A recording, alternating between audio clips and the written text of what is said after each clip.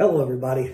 And I wanted to share with you a story, my story, a story that was very dear and near to me, and one that is my hope, my prayer, that if it can be told and can reach the right people in the right places and those that are in need of a story as mine, it can help you and help those who hit some of the same situations and dealt with some of the same issues that I dealt with along my journey, and realize that those particular situations, they don't have to end you. In those particular situations, they don't have to stop, and they don't have to make you who you are.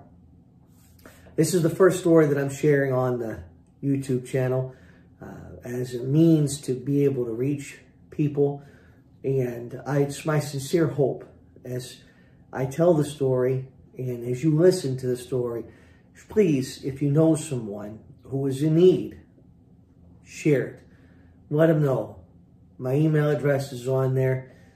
Reach out. The mission and the goal is the beginning of something that God has started, and something that I am answering and want to be able to utilize my experiences in a positive way and in a way to help bring people to the bridge and cross the bridge of salvation. And I want to tell you a story, and it's my story, and it's about how I realized that I couldn't make it on my own, and I realized that I couldn't do it on my own, and I realized that trying to do it on my own, and all the attempts that I made, I failed, fell flat on my face. But not only did I fail, not only did I fall flat on my face, I also allowed the enemy, I also allowed the devil to attack me and to use every weakness that I had and just take that and make something so big and so great that it led me down several dark, lonely roads. And that's where my story begins. So my name is Joshua Hunt, and I now reside in Texas, East Texas to be exact, but originally I'm from New Orleans, Louisiana. And when I grew up back home in New Orleans, I grew up in the restaurant business. Later on in my life, I decided that I would try my hand at law enforcement.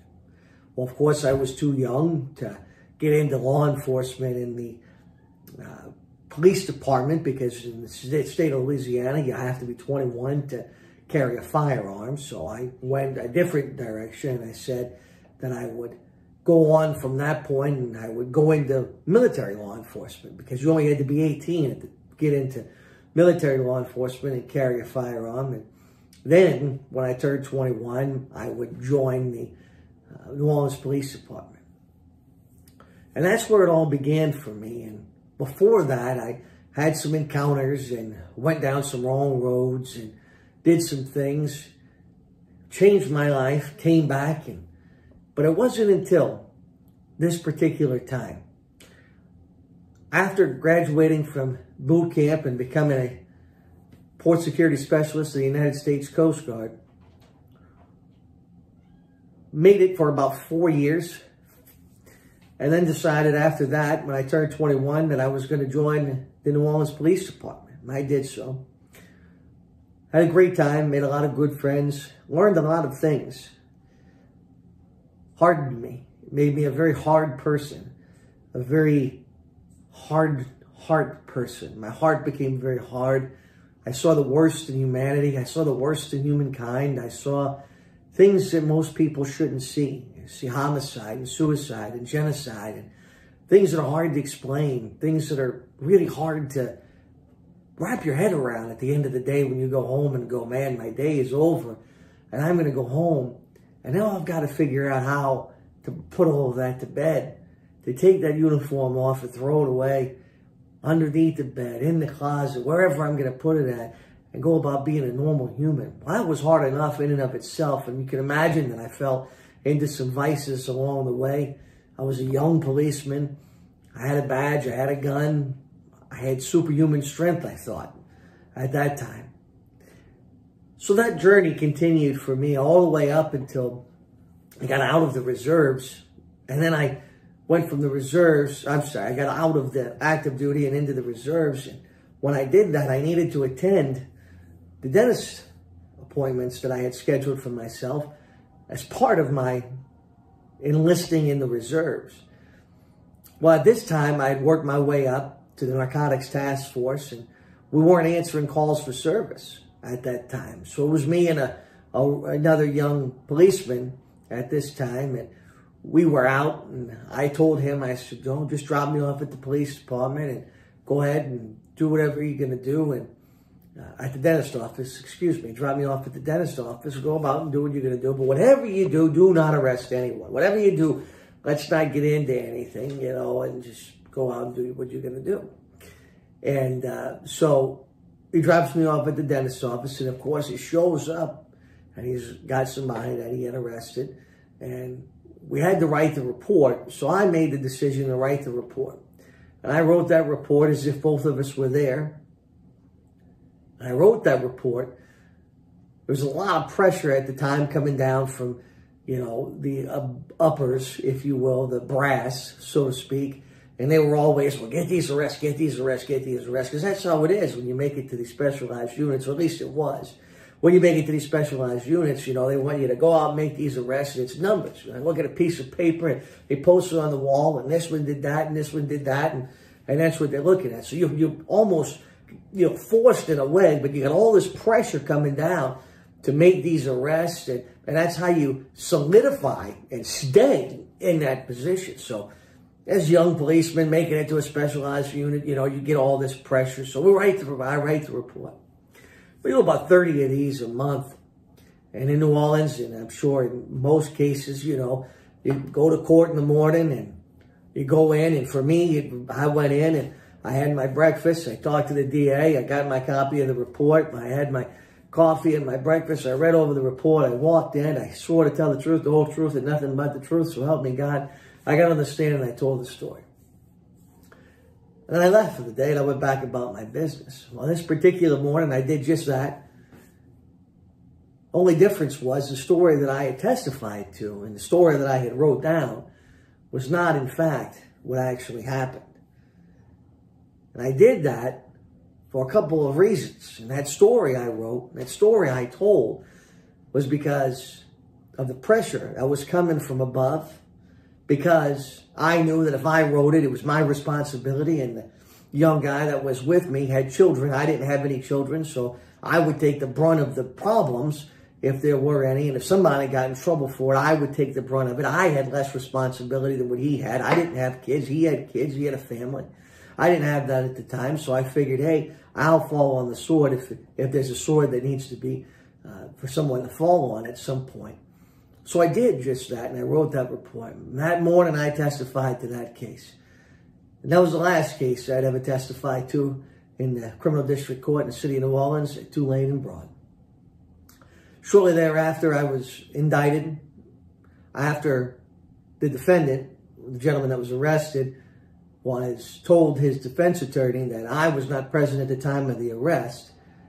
His defense attorney then, doing her job, was able to obtain the copies of my dental records in addition to my x-rays from the dentist office, and was able to prove beyond a shadow of a doubt to a grand jury that I was not, in fact, at the scene of that arrest when it happened. Of course, it was fabricated. There was some other stuff that was added to it that was not true and did not happen. Some other allegations that were made in there that could not have possibly happened because I wasn't there. I was at the dentist office. But be that as it may, I ended up having to resign my position from the New Orleans Police Department, and I was faced with 25 years of jail time for this decision that I made. And here I am, young guy, 24 years old, in the city of New Orleans. I was still in the military at the time, still in the Coast Guard at the time, and I'm looking at 25 years as a policeman going to jail, losing my military career, getting a dishonorable discharge, a lot of things stacked against me. And at the time, I had made some other choices in life, and I became friends with a gentleman. I'm not going to say gentleman, but with a guy who ran, I'm going to call it what they are, strip clubs, okay? And I got involved in that business part-time. I did that part-time while I was working in New Orleans. We called it moonlighting. So I moonlighted, make a little extra money on the side after I went through a nasty divorce. And, of course, you know, I went through that divorce, and my partner at the time took me to the one place he thought was the right place to go, and that happened to be a strip club. And I get in there, and, of course, I meet a stripper, and, and she's going to fix all my problems for me, and we exchanged information, and shortly thereafter, we began to develop a relationship. And then that relationship led to me meeting her boss. Her boss and I became friends. I started moonlighting, and then all of this happened. So fast forward just a little bit, and here we are now, and I'm sitting here, and I'm indicted by a grand jury. I'm walking down the street, my picture's on the TVs. They're talking about me on the news. My dad calls and says, hey, they're showing your picture on the news. They're talking about you on 870 AM local radio.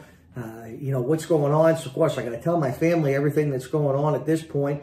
And here I am, just completely discredited person in the city of New Orleans, a bad cop, the cop who was accused at this point of planning narcotics on this guy, accused of falsely arresting this guy, making false allegations. You could just imagine how the headlines read at that time. And, the media just blew it way out of proportion, and I had no hope. I had to pay my bills. At this point, I was living with somebody. I had to pay the bills. I was responsible for the bills. I had card notes. I had things I had to do. So what did I do? Well, I fell into going back and working full-time in the strip clubs. Well, when I did that, that's when I fell victim to the sex, drugs, and rock and roll, made a decision to move to St. Louis, Missouri to assist in running the Midwest and East Coast for this particular organization on the promise and the premise that I was going to be the entertainment director. And I was going to live this grand, lavish lifestyle. And we had this big house, and, I had 9 bedrooms, and a dungeon below, and it had, a bar, and, I was going to be my bar in my area, and all of these things. And then, the sex and the drugs and the alcohol, everything was free flowing for me. And it was just all happening. I was making more money, cash money, more money. And it was just all there. Developed an addiction to cocaine. It was all there. All there. And living in this false world, fell victim to BDSM, to dark things. I mean, the absolute definition of debauchery at its finest, if you can, is where I was. Driving all across the country to these different clubs, watching people, watching guys just lose their money, lose their families, lose their houses, women addicted to drugs being used and abused and subjected, the worst of the worst, people overdosing left and right. I ended up in Detroit, Michigan at one point on 8 Mile. We're going down 8 Mile. I'm in a car with a legalized pimp, a guy with a pistol in the front seat. We're going into these clubs and lifting wallets. Prostitution is running wild. It's all over the place. Something out of the movies. And here I am. And the devil's got me so wrapped up. I'm all caught up. I think I'm living high on the hill. And I got it all made. Got girlfriends, 2, 3 girlfriends at a time. Sometimes in multiple situations all at one time. It was the absolute loneliest time of my life. And I remember driving back from Baltimore, Maryland to St. Louis, Missouri on my 30th birthday when it finally hit me that I didn't want to have kids that knew that their dad did that for a living. That that's what their father did for a living. That was the person that I was. That was the person I was becoming. That was the person I was. That was this aura. That was the legacy I was creating, was being this sleazeball, essentially. This smut-peddling sleazeball that was full of evil and debauchery and just wrapped up into the worst-case things that you could possibly think of. Let alone all the things I saw in the police department on the other side of the law. Now I'm on this side of the law, or the fence, and I'm seeing all of these kinds of things, and I got all of this going on at the same time, but I'm living high on the hill, making all this money. Money's flowing, drugs are flowing, women are flowing, all this is happening. 30 years old, I said to myself, and I'm telling you that I don't believe it was anything else other than the Holy Spirit tapping me on the shoulder and saying, hey, are you done? And I thought I was. And folks, I'd like to tell you that I was. The truth is I wasn't yet. I drove back to St. Louis, Missouri, and I decided I was going to leave that lifestyle once and for all. And I was going to go home to New Orleans. Called my dad on the phone. I said, Dad, I'm coming home. He said, okay, the garage will be open when you get here. Drove home. Garage was open, as he said. Stayed with my dad, stayed with my sister, rehabilitated myself. Mind you, they didn't know I was rehabilitating myself at this time, but I was. I knew what I was doing, but I didn't tell anybody that I was doing this. I was doing it to rehabilitate myself, to get myself back to where I needed to be. Get myself back up and running. Go back to the family restaurant business. Phone rings one day. I got myself an apartment. I'm doing well, living downtown, making an honest living. No drugs, no none of that. No crazy lifestyle. Me, got a dog, whole 9 yards. I'm living a good bachelor, single, healthy lifestyle. Phone rings one day. It's a guy from the club, waving that proverbial carrot in front of my face. More money, more money, more money. So I take it. That's the enemy. It's the enemy, right? The path. What does the Bible tell us? The path of easy street is narrow. The path to follow Christ is narrow. The path to follow Christ is narrow. The path to deception and lies that the enemy makes is wide and easy to get to. Well, yet again, I take that super easy path. Hit easy street again. Thought I knew what I was doing because remember, I got it all figured out. Josh knows best. I got it all figured out. I know exactly what I'm doing. I know how I'm going to solve this. I know how I'm going to take care of me. I know how I'm going to fix this. I know I got it all worked out. Don't worry about it. I got it figured out. I get back into the club for about a year. Back onto the drugs. This time I'm selling them. In addition to using them. In addition to partying. Staying up all night. Unhealthy as can be. Many a nights laying in bed, heart pumping, to where I don't even know if I'm having a heart attack or if I was even going to make it. There were nights where I laid in bed thinking, man, I might die tonight. I looked up thinking, man, I might die. This might be it for me because I used so much cocaine the night before. Then my mother got ill and I moved to East Texas. And I went on a thing called an Acts retreat. And it was at that retreat where I got the chance to spend 3 solid days disconnected from society, from the world, from everybody, and connect only to the Father. And in that retreat is where I dedicated my life and I said, Lord, I can't do this by myself. I need help. Stubborn old me can't do it by myself. And I knew right then and there that I was broken. I cried, I wept, I prayed, I cried some more, and I was surrounded by several men that helped build me up and helped remind me that it was okay. And when I left there on that Sunday, I left there knowing that I just made the single best decision I possibly could. And that decision was that I gave myself the opportunity to get the help that I so desperately needed. And that help wasn't going to come from anything. It wasn't going to come from alcohol. It wasn't going to come from a drug. It wasn't going to come from a female companion. It wasn't going to come from a dollar bill. It was going to come from Jesus Christ, my friends. That's who I had to invite into my life. And the day I did that, let me just tell you, it changed my life forever. Now, I still had some struggles, and I still had some ups, and I still had some downs along the way. It wasn't easy street. It just wasn't a magic wand and poof and rainbows and unicorns everywhere, okay? But what it did do for me was it allowed me to get right with myself. It allowed me to focus on Him. It allowed me to make some changes and realize what I really needed and what I really wanted. And what I really needed and I really wanted, I wasn't going to get from the world. I wasn't going to get it from a dollar bill. I wasn't going to get it from a drug. I wasn't going to get it from alcohol. I was only going to get it from heaven's best. I was only going to get it from a relationship with Christ. I remember praying, I said, Lord, I need to get myself situated. Started out with an apartment, ended up on 8 acres of land with a house, which will become Restoration Ranch. We'll talk more about that in future videos.